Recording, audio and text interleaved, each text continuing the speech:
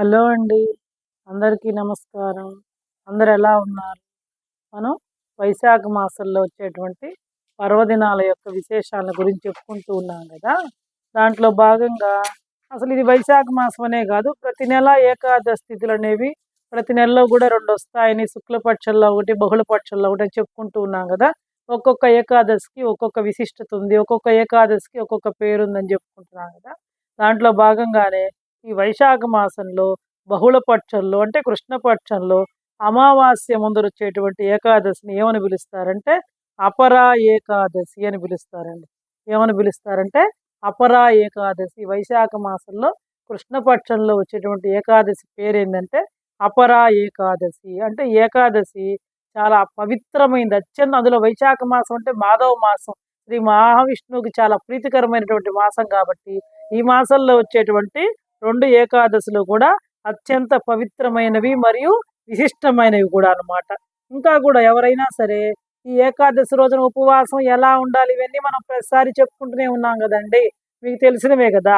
కాబట్టి ఈ ఏకాదశి రోజున ఎవరైనా సరే ఉపవాస దీక్షను గనక ఆచరించి శ్రీ మహావిష్ణువును గనక పూజించినట్లయితే అనేక జన్మల పాపాలు కూడా పటాపంచలు అవుతాయని చెప్పి మన పురాణాల్లో చెప్పడం జరిగింది. అంటే మొదటి పాయింట్ ఏంటంటే మన యొక్క పాప నాశనం అయిపోతుందనమాట. ఇంకా కూడా అపార పుణ్యఫలం అనేటువంటిది మనకి సంప్రాప్తం అవుతుంది. అపరా ఏకాదశి వ్రతాన్ని ఆచరించడం వల్ల మనకి ఎలాంటి ఫలితం వస్తుందంటే యజ్ఞయాగాదులు నిర్వహించిన ఫలితము, గోదానం చేసినటువంటి ఫలితము, ఇంకా అనేక ఫలితాలు వస్తాయని చెప్పి మన పురాణాల్లో చెప్పడం జరిగిందనమాట. ఎందుకంటే అపరా అంటే దాంట్లోనే పేరు ఉంది. అపారమైనటువంటి, అనంతమైనటువంటి. కాబట్టి మనము ఈ ఏకాదశి రోజున భగవంతుని భక్తి శ్రద్ధలతో భగవంతుణ్ణి భక్తి శ్రద్ధలతో ఆరాధించి సత్కర్మలను గనక ఆచరించినట్లయితే మన యొక్క పుణ్యఫలం కూడా చాలా అపారంగా ఉంటుందన్నమాట. ఇంకా కూడా ఏకాదశి వ్రతాన్ని ఆచరించిన వాళ్ళకి ఎలాంటి ఫలితాలు వస్తాయంటే రాజ్య ప్రాప్తి, కీర్తి అనేది కూడా లభిస్తుంది అనమాట. అపారమైన ఇందాకనే చెప్పా, అది అపరా ఏకాదశి అనే పేరులోనే ఉంది. అపారమైనటువంటి కీర్తి, సౌభాగ్యాలు, రాజ్య ప్రాప్తి ఇవన్నీ కూడా కలుగుతాయన్నమాట. ఇంకా విష్ణువుకి మీరేం డబ్బులు పెట్టి కొని పూజలు చేయబడలేదండి. తులసి దళాలు మన పెరట్లోనే ఉంటాయి. కాకపోతే ఒక్కటి గుర్తుపెట్టుకోండి, మనము ఒక కోటలో తులసి మనం పెట్టుకొని పూజించే తులసిని కోసి మళ్ళా పూజ చేయకూడదు. ఎందుకంటే దాన్ని మనం పూజిస్తున్నాం. విడిగా ఒక 4 చెట్లను పెంచుకొని ఆ చెట్ల దళాలు కోసుకొని పూజ చేసుకోవచ్చు అనమాట. కాబట్టి ఈ వైశాఖ మాసంలో శ్రీ మహావిష్ణువు ప్రీతి కొరకు తులసి దళాలతో కనుక విష్ణువుని పూజించినట్లయితే ఆయన సంతుష్టుడైపోయి సకల సౌఖ్యాల్ని కూడా ప్రసాదిస్తాడని చెప్పి చెప్తారనమాట. ఇంకా మనకు తెలిసిందే, ప్రతి ఏకాదశికి కూడా మనం ఉదయాన్నే లేవడం, ముందు రోజు నుంచే ప్రారంభమవుతుంది. ఆ రోజు కూడా పొద్దున్నే లేవడం, స్నానాధికాలు ఆచరించి శ్రీ మహావిష్ణువుని తులసి దళాలతో పూజ చేయాలా.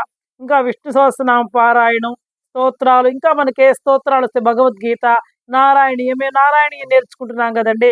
ప్రతి ఏకాదశికి కూడా నారాయణీయం పారాయణ చేస్తారు. కొంతమంది భగవద్గీత పారాయణ చేస్తారు.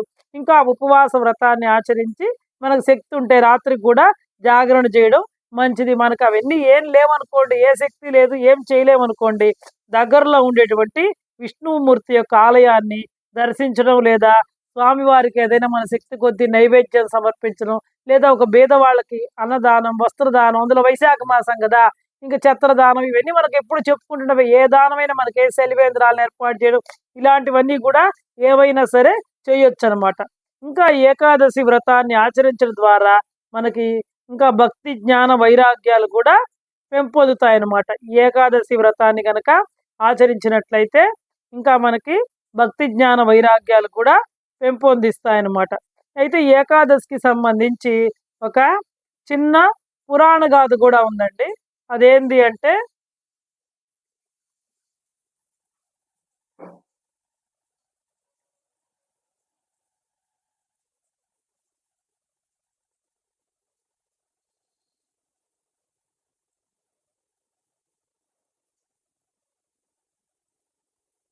ఈ ఏకాదశికి సంబంధించి ఒక చిన్న పురాణ గాథ కూడా ఉంది. అదేంటంటే పూర్వం మహీధ్వజుడు అనే ఒక రాజు ఉండేవాడు. ఆయన ఎలాంటి వాడంటే చాలా ధర్మపరాయణుడు అనమాట. అతనికి వజ్రధ్వజుడు అనేటువంటి ఒక సోదరుడు కూడా ఉండేవాడు అనమాట.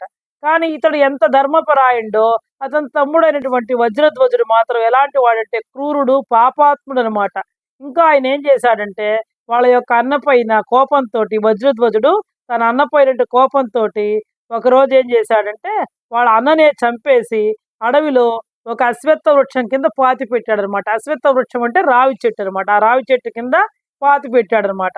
అన్నను చంపిన పాపం వల్ల ఆ అశ్వత్థ వృక్షం కిందే వజ్రధ్వజుడు ఏంటంటే ప్రేతాత్మగా మారిపోయి అనేక కష్టాలు పడసాగాడు. ఎందుకంటే అన్నం చంపాడు కాబట్టి ఈ వజ్రధ్వజుడు కూడా అక్కడే ఒక ప్రేతాత్మగా మారిపోయి అనేక కష్టాలు పడుతూ ఉన్నాడు అనమాట. ఇంకా ఆ ప్రాంతంలో నివసించేటువంటి దౌమ్యుడు అనేటువంటి మహర్షి తన ఒకసారి ఆ దారిలో పోతూ ఉన్నాడు అనమాట. ఇక్కడికి వచ్చినప్పటికి ఈ రాక్షసుడు ఈ ప్రేతాత్మను చూశాడనమాట. ఆయన యొక్క యోగ దృష్టితోటి జరిగిందంతా తెలుసుకొని ఆ ప్రేతాత్మ రూపంలో ఉండేటువంటి ఆ వజ్రధ్వజుడికి విముక్తి కలిగించడానికి ఆ మహర్షి ఏం చేశాడంటే ఈ వైశాఖ బహుళ ఏకాదశి అంటే అపరా ఏకాదశి వ్రతాన్ని ఆయన ఋషులు కదా, వాళ్ళు ఖచ్చితంగా ఆచరిస్తారు. చాలా భక్తి శ్రద్ధలతోటి నియమనిష్టలతోటి ఆచరిస్తారు కాబట్టి ఆ పుణ్యఫలాన్ని ఆ ప్రేతాత్మకి దారబోసాడనమాట. ఎప్పుడైతే ఆ పుణ్యఫలాన్ని దౌమ్య మహర్షి ఆ వజ్రధ్వజుడికి దారపోసాడో ఆ వ్రత ప్రభావం వల్ల వజ్రధ్వజుడు ప్రేత రూపం నుండి విముక్తి పొంది దివ్య శరీరాన్ని పొంది విష్ణులోకానికి చేరుకున్నాడు అనమాట. కాబట్టి చూడండి, ఈ అపరా ఏకాదశి వ్రతాన్ని ఆచరిస్తే బ్రహ్మహత్య, భూతహత్య, ఇంకా పరనింద, కొంతమంది ఎప్పుడు ఇతరులు నిందిస్తూ ఉంటారు. అలాంటివి అబద్ధాలు చెప్పడం వంటి మహాపాపాలు కూడా ఈ ఏకాదశి వ్రతం వల్ల నశిస్తాయని చెప్పి నమ్మకం అనమాట. ఇంకా ఈ అపరా ఏకాదశి వ్రతాన్ని కనుక ఆచరిస్తే కుంభమేళా సమయంలో గంగా స్నానము, కేదార్నాథ్ దర్శనము, బద్రీనాథ్ యాత్ర వంటి అత్యంత పవిత్రమైన యాత్రలు చేసినటువంటి ఫలితం ఈ ఒక్క అపరా ఏకాదశి వ్రతాన్ని ఆచరిస్తే లభిస్తుందన్నమాట మనకి. కాబట్టి చూడండి ఎంత విశేషమైనటువంటిదో, ఎంత మహిమాన్వితమైనటువంటిదో ఈ అపరా ఏకాదశి వ్రతం. కాబట్టి ప్రతి ఒక్కళ్ళు కూడా ఈ ఏకాదశి వ్రతాన్ని ఆచరించి ఇహలోక సుఖాల్ని పొంది అంచెలోకంలో విష్ణులోకాన్ని చేరుకుంటారు అని చెప్పి పురాణ ప్రతీతి. అట్లా అని తప్పులు చేస్తూ ఈ వ్రతాలను ఆచరించమని కాదండి దాని ఉద్దేశం. ఇంతకు ముందర తెలిసి తెలియక ఏదైనా తప్పులు చేస్తే ఇక నుంచి అలాంటి తప్పులు చేయకుండా ఎప్పుడు కూడా నిరంతరం కూడా ఏకాదశి వ్రతాన్ని కనుక ఆచరిస్తూ ఉన్నట్లయితే మన యొక్క పాపాలన్నీ కూడా కరిగిపోతాయి. చిన్న నిప్పు కణిక పెద్ద అగ్ని కట్టెల దాన్ని దహించి వేసినట్టు మన ఆ పుణ్యఫలం అనే ఆ విష్ణు నామస్మరణ అనేటువంటిది మన యొక్క పాపాలన్నింటినీ కూడా దహించి వేస్తుంది. అంతేగాని పాపాలు చేస్తూ మళ్ళీ నేనేదో ఉపవాసం ఉంటే దానివల్ల నా పాపాలన్నీ పోతాయని కాదు, అలా అని మాత్రం పొరపాటుగా కూడా అనుకోవద్దు. ఇదండి అపరా ఏకాదశికి సంబంధించినటువంటి మహిమ, విధానం, విశేషాలు. కాబట్టి మీరందరూ కూడా ఈ వ్రతాన్ని ఆచరించాల్సిందిగా కోరుకుంటూ సెలవు తీసుకుంటున్నాను.